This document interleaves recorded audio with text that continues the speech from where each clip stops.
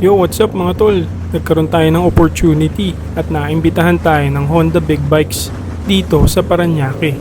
At ngayon ay nandito tayo sa Honda Safety Driving Center. At ayan, chinecheck na ni Kuya kung nandun ba talaga sa listahan ng pangalan natin. At ayun, solid, excited na ako.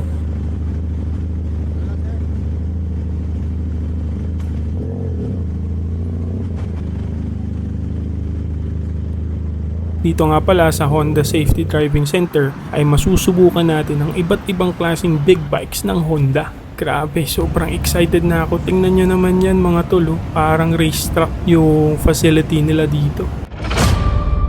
At eto na nga ang mga naggagandahang big bikes ng Honda. Grabe, sobrang solid sa tech features yung mga big bikes nila ngayon.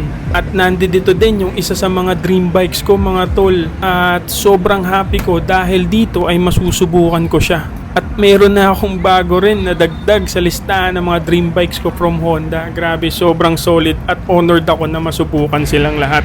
Sobrang excited na rin ako mga tol na ipakita sa inyo ang bawat first impression ride sa mga big bikes ng Honda na nasubukan ko dito sa Honda Safety Driving Center.